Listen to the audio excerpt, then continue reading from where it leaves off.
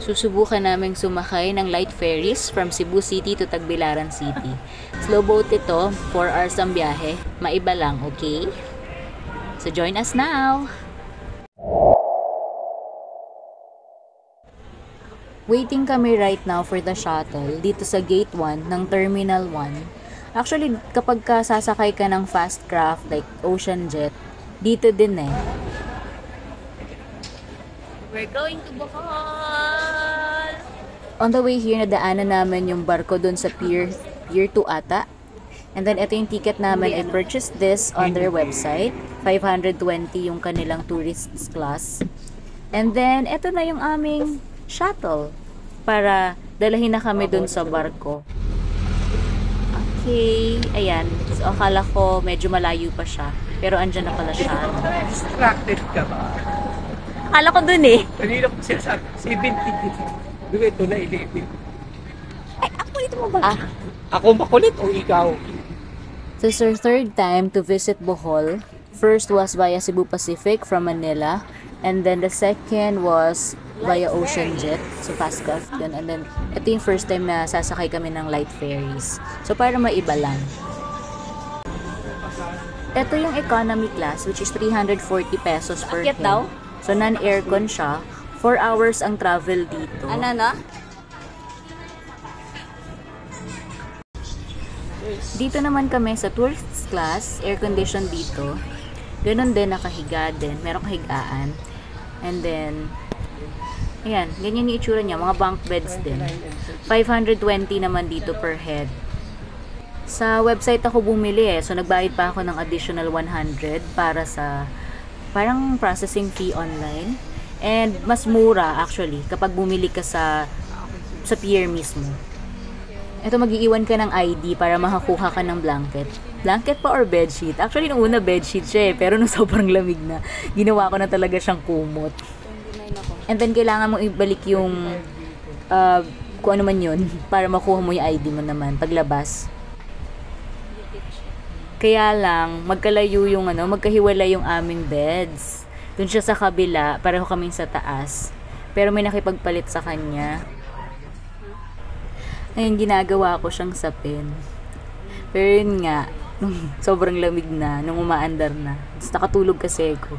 Hindi na kaya, ginawa ko na siyang kumot. Kumot at sapin at the same time. And since nahihirapan umakyat ang lola, so wala pa yung passenger na naka-assign dito sa bed na to. So dito muna kami nagstay, waiting na umandar na yung barko. Kasi pwedeng lumipat. Nagkukulitan lang kami, syempre.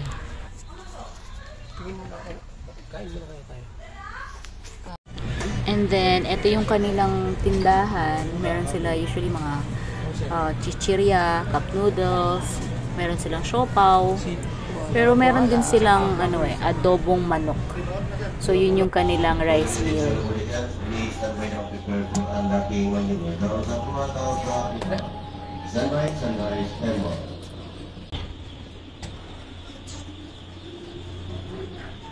Malapit na umalis. Alis na.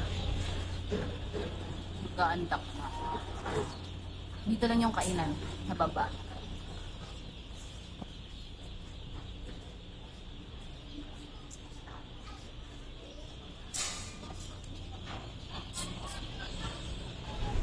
(1 PM talaga yung alis eh.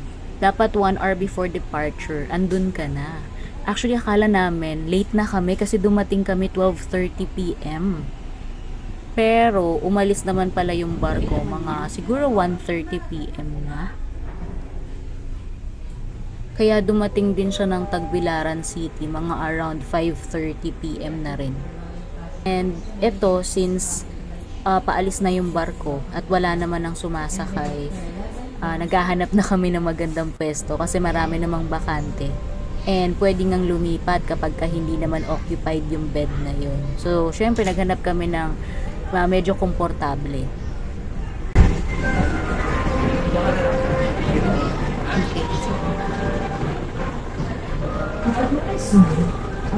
Hindi mainit doon. Ay, bababa lang yan.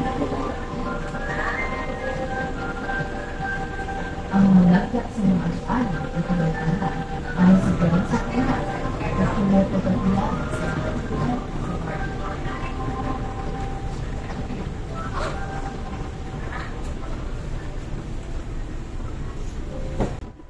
O, diva?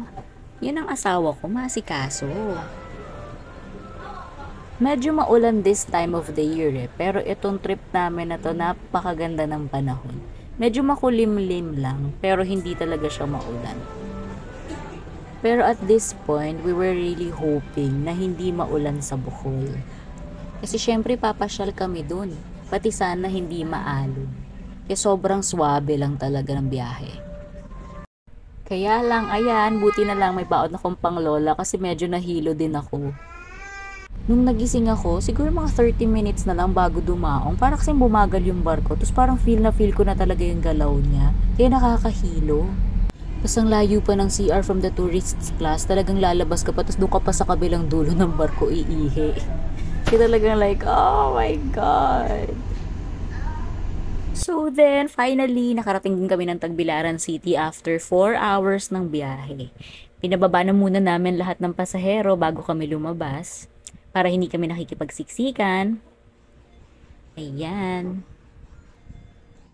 So, mga around 5:30 PM na to. Wala kaming sasakyan, so naghahanap pa kami sa labas. But definitely, kung wala kaming sasakyan, wala naghihintay sa amin, magta-tricycle lang kami. Ang iniisip lang namin, maghanap lang ng mall or pumunta lang sa isang mall, mag-grocery, tapos mag-dinner, mag-early dinner kami. Ayan, so palabas na kami. Malapit lang naman yung lalakarin, sobrang lapit lang. Paglabas lang ng signage na yan, yung parang arco. I don't know, 10, 5, 9. So yeah,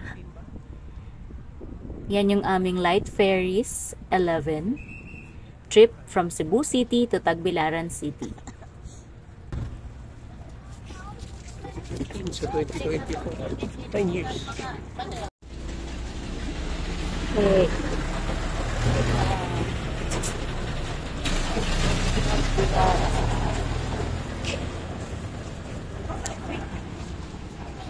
Galing.